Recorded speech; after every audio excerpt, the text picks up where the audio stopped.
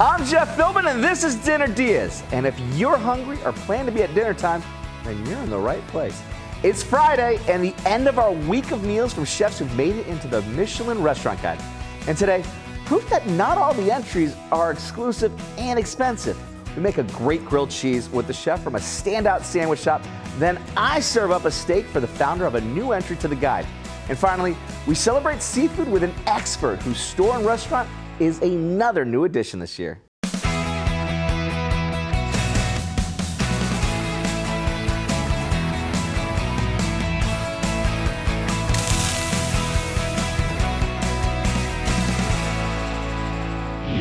They say, always let your conscience be your guide. But of all Pinocchio's problems, finding somewhere good to eat wasn't really one of them. Luckily, there's a different guide for that, the Michelin Restaurant Guide. Globally recognized as the perfect place to find ideas for where to buy dinner. Since adding Tampa in 2022 and now St. Pete in 2025, local hotspots have been recognized for their culinary skills. And the selection runs from formal foodie finds to casual culinary quick stops, like Supernatural Food and Wine in downtown Tampa. A literal hole-in-the-wall sandwich shop. This menu, though, means business. So when we wanted to make the ultimate grilled cheese, we call on owner and chef Wesley Roderick to share how he does his. The perfect sandwich always needs like the best balance of the right cheese behind it, the right bread behind it. How do we know which cheeses, how do we know which type of bread to use for this sandwich? This has got to be the best. Honestly, that's probably the best question because you have so few components. It is critical to find the best one. We are going to use sourdough bread from a bakery called Sullivan Street Bakery out of Miami.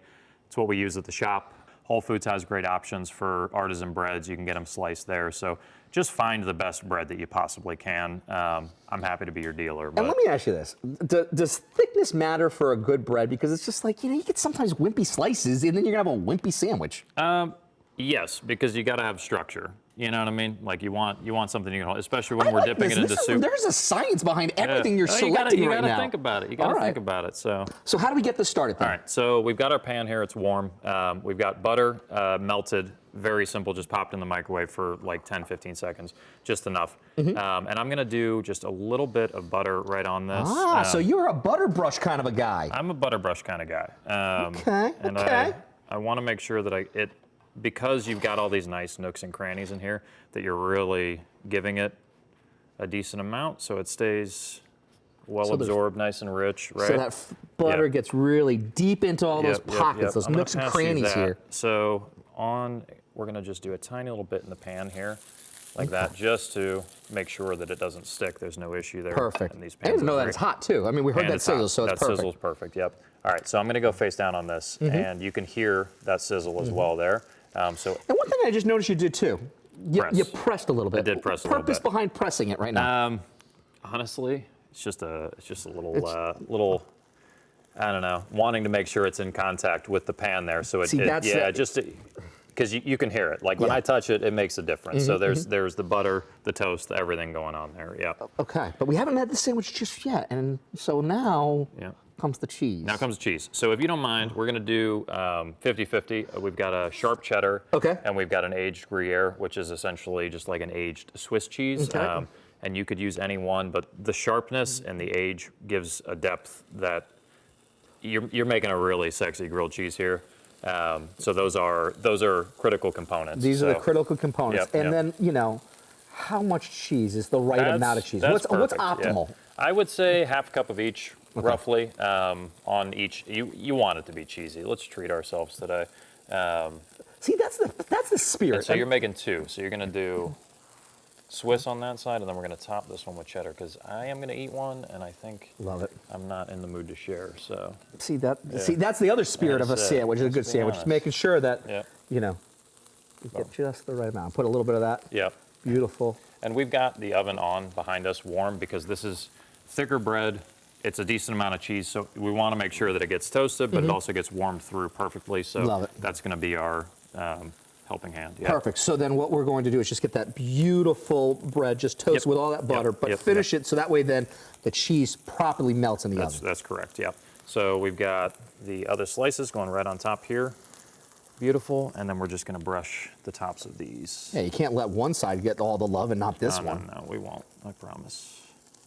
No butter left behind. Nope. That's funny. Now, now this is the debate that plagues all of mankind.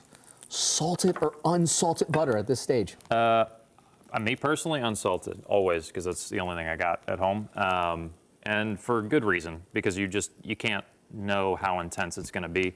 Everybody salts a little bit differently. There is no industry standard, so just go unsalted. That way you can become like really aware of what it is you're actually making. Mm-hmm. So we've got it in the pan here, and we're going to let it sit for, I'm going to say 2-3 minutes on that one side.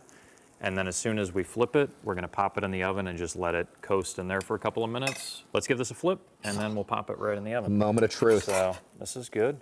All right, nice and toasty on that one end. And this is a hearty sourdough, so it's critical that it gets warmed through. But when it does, there's nothing better.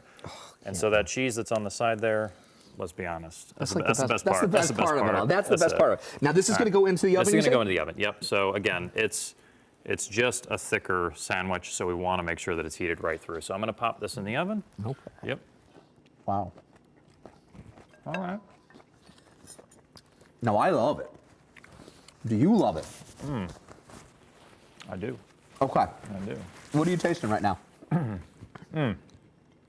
Definitely the cheddar, the heartiness of the bread is phenomenal, but the spices, the peppers, everything in the soup, yeah, it's great. I love it.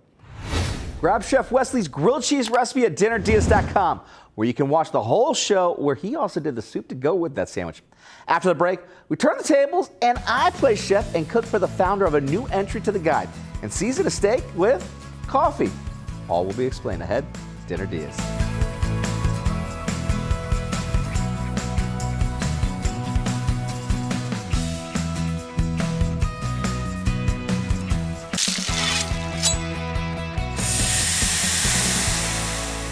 Welcome back to Dinner Diaz. We've been making meals all week with local chefs whose restaurants have made it into the world-famous Michelin Guide. And it's not just a list of places which require a loan to have lunch. Before the break, we met Chef Wesley Roderick from Tampa's sandwich shop Supernatural.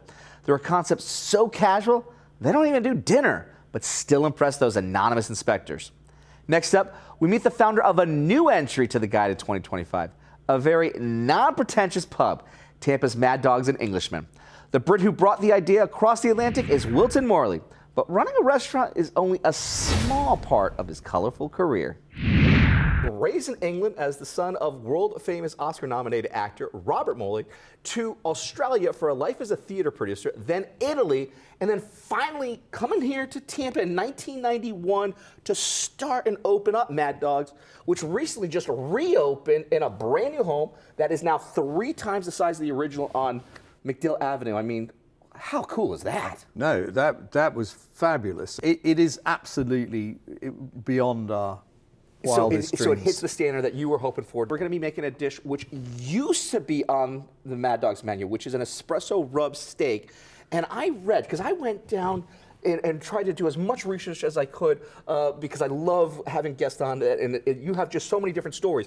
I read in like an article, this was your favorite dish that you had on the menu. It was, at the old Mad Dogs. I mean, I don't cook, so I hope you're going to cook. And I have a theory about that, which is that if you have a restaurant, it's not very good if you're a foodie, because then you're always going into the kitchen saying, you know this, the chef, and you say, what are you making now? And they say, oh, no, have you put any cilantro? You know, and it drives them mad. You never keep chefs. If you're opening a restaurant, it's no good being a foodie. Keep out of the kitchen and find a good chef. Find a good chef, and then pour let them get on with it. I mean, there are 3 reasons people open restaurants. Okay. One is they're foodies, which is a disaster, because then they're going to bother the chef. Okay. Second one is they like the wine too much, and then they're always ordering expensive wine, and then they become alcoholics. Third one is, which is the usual reason middle-aged men open bars, is to meet girls. And that's a disaster because they're always chatting up the girls who are always nice to them because it's the owner of the restaurant, but they'll never come back. So the reason really to open a restaurant is because, like me, you're absolutely broke at the time. You really don't know how to do anything else. And then you have to kind of make it work. And you made it work. for all those years? I did make it work, yeah. I love that. I love it. And what we're going to do is going to make this all work and make a really great dish together. I've got New York strips over here. I love a New York strip. I love the fat content. I love the marbleization. I love that steakiness. That's my favorite cut. Marvelous. Now, if you at home wanted to be able to use a New York strip, this is my favorite. Now, if you didn't and you want to use a more humble cut, you absolutely could, because we're going to make a really great rub together. And this is really where you're going to be able to just elevate any great steak to the next level. Now, I've got some ground espresso as our base. Now, this right here is going to bring a nice bit of depth. There's a warmth behind it and almost like a chocolate flavor that I think is really, really special to have this complexity as that base.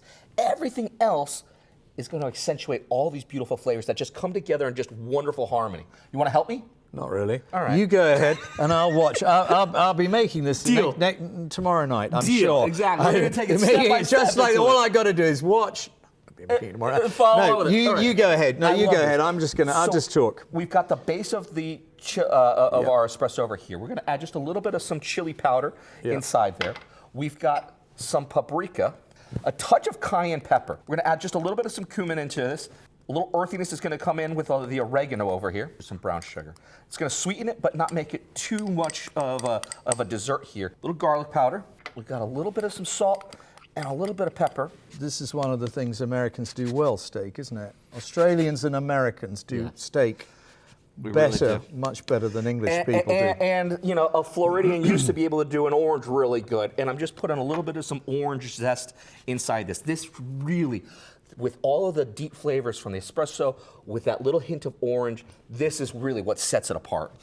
These are very, very big steaks. These are really good. So these are about 1.5 inches cut, and these are really nice. Well, I mean, we were having a really cool guest. I figured, let's do it nice. I mean, and this was one of your favorites. Why not? You know, fantastic. I'm going to hit it with both sides of our rub here. What we did here is I just took the fat side, and I put that down for about a minute. And what I'm going to do next is I'm going to just start rotating around. I'm going to get 2 minutes on each side. Really, here. that's all? It is, because we're going to finish it inside the oven. I've been less than useless. You've done all the work. This looks amazing. Oh, I can't believe it. It's so fabulous. I'm so delighted to hear that. Thank you. Now, Should we start? Should we get going? I think so. I think so. Oh my God, I can't wait to try this. Fabulous. We did used to have it on the menu at the Old Mad Dogs, but I'm not sure it was as good as this one. Oh, melts in your mouth, doesn't it? That's extraordinary. That I'm sure they all say that when they're sitting here, but I mean it. Well, it really. Thank you. They have to. But I mean, it is absolutely. I mean, absolutely fabulous steak. Find my recipe for chili espresso rub steak at our website, dinnerdeas.com, along with how to do the charred cucumber salad that fascinated Wilton Morley when I made it.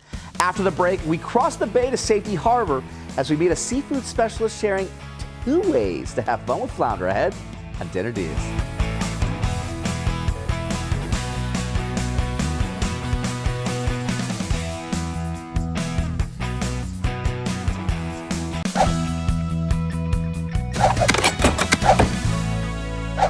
Welcome back to Dinner Deas. All this week, we've been revisiting ideas for dinner from chefs who've managed to grab themselves a spot in the Michelin Restaurant Guide. And we're finishing the week with proof that not everything they recommend is extravagant and expensive. We've already checked in with a pub and a sandwich shop. Next up, a seafood market in Safety Harbor. The Tides Market and Restaurant already has a reputation worldwide. Owner and chef John Walker has 1.4 million likes on TikTok and counting for his seafood tips and tricks. So we set him a challenge to take a simple piece of flounder and share 2 different ideas for dinner. Sandwich first. Sandwich first. All right.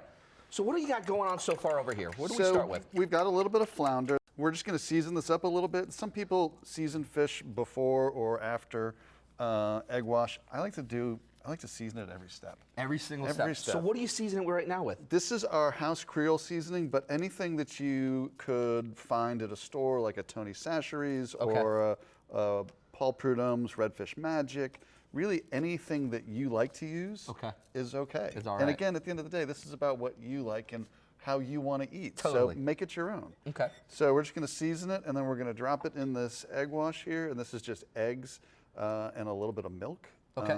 That's it. And did you have a little bit of seasoning in there too? I did. Okay. I seasoned the fish. I seasoned You really liked all that seasoning. You were saying like every step of the way. everything. Keep I mean, let's going, put a little in add. here. So it's everywhere. So I'm just going to take this. And so some people do flour and then egg wash and then into breadcrumbs. You could use breadcrumbs. This is cornmeal and flour, 2 parts of cornmeal, 1 part flour, and then our seasoning. Now, why do you like to have, a little bit of a mixture there? Why not just go all in with cornmeal or all in with the flour? I think that it's a little much. Okay. So I like to be very corn forward, but I think that having all cornmeal would be too much. Yeah. So that's it. With just a quick dredge. It smells delicious already. So we're just going to drop that in. We fried it up for about 3 minutes per side. It's looking pretty nice. What are you looking for here? I'm just looking for a golden color. At this point, I think it looks pretty awesome. Nice. So I'm going to pull it out here under our cooling rack. And I'm going to give it one last, oh yeah. And then for a really good sandwich, like what's the bun of choice? Because that's like such an important piece to a good sandwich. Yeah, I would say brioche. A brioche bun. Brioche all day, every day. And then you gotta toast it, not toast it, what do you do? I am not a fan of toasting. I like Okay. it warmed through. Okay. So we put it in a 350-degree oven for about 2 minutes. Nice. And that's it. Just let it warm up. It's so buttery to begin with. Like you Exactly. kind of want it to be that soft, kind of pillowy kind of way. It's almost a little crispy on the outside, but it's still nice and tender on the inside. And it's like the perfect vessel to take on this beautiful sauce. So what do we got here? So this is a remoulade that we make at the Tides. It's mayonnaise-based, Duke's mayonnaise. Now, if you didn't want to use the remoulade, like what could you use instead? Is there any kind of thing? Anything you want. Anything. You could use mayonnaise. You Okay. could use tartar sauce. You could use nothing. You could just butter it. Cool. You could go as Sky's sophisticated. the limit. Yeah, yeah. Again, it's your what you like. sandwich. Yeah. So Have fun with your sandwich. you have fun with your sandwich. All right. So I've got some lettuce, tomato, and a couple of little onions on here.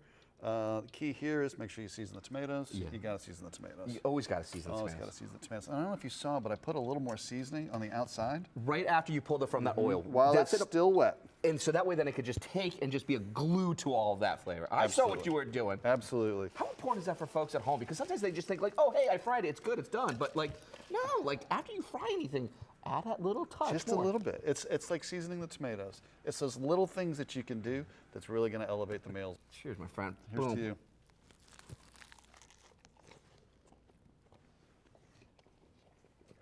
Hot.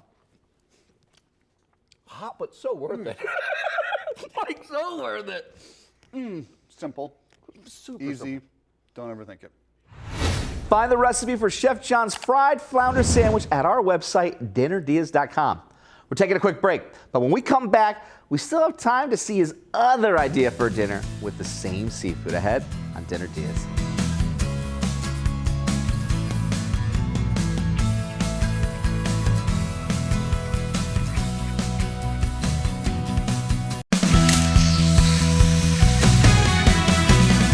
Welcome back to Dinner Diaz. It's Friday and the final day of our week of Michelin meals. Revisiting with chefs whose restaurants earned themselves a place in the renowned Michelin restaurant guide. Before the break, we met with Chef John Walker from the Tides in Safety Harbor. They were new in the guide for 2025, and he joined us to share 2 different dinners that you can make with the same piece of fish. First, we did a fried flounder sandwich. Then we got fancy with a flounder piccata. So the first thing we're going to do is we're going to season the flounder. Okay. So again, this is just a salt, pepper, garlic mixture that we use, our house seasoning. Equal parts of all 3. So skin side, show side. Love it. Show side down. Give it just a little shake. It's best to just let it do its thing. The fish will cook itself. You get it in the pan, it kind of takes care You of the just have rest. to be patient. You do. Okay. Next, we're going to put a little bit of garlic in and some capers. All right, what do we need to do next with We this? need to put a little bit of wine in. I've got a little lemon half here with, we call them sombreros. But it's just a little catcher to catch any seeds. Perfect. So half a All lemon. juice, no seed. All juice, no seed, that's right. And then we have to add my favorite ingredient, Okay. What is it? butter. Okay. So we're gonna add probably two solid tablespoons of butter. Cold. We'll just kind of swirl that in. Cold butter for this part. Why cold butter? You're creating an emulsification. So emulsifying something is bringing two items together that don't normally go together. Yep. So butter and cream, or butter and wine, wine and fat, water and fat don't normally go together. So we want to slowly introduce it, and you can see how it's already getting creamier. Yes, at this point we want to keep it moving so that it doesn't break. So you have to add it, and then you have to work it in so that it actually emulsifies. And we're going to reduce it a little bit too. Okay. So yeah, at this point, I would probably cut the heat off. Take the fish over here. I'm gonna take some of this sauce right over the top.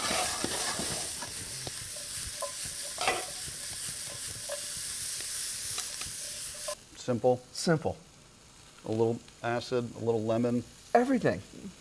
Now you had the best of both worlds today because we had a beautiful fried flounder sandwich. Now we've got this flounder piccata. So, which one? I mean, I don't know. I mean, I think maybe both both at the same time. And another diplomatic answer from it. I'm very non-committal today.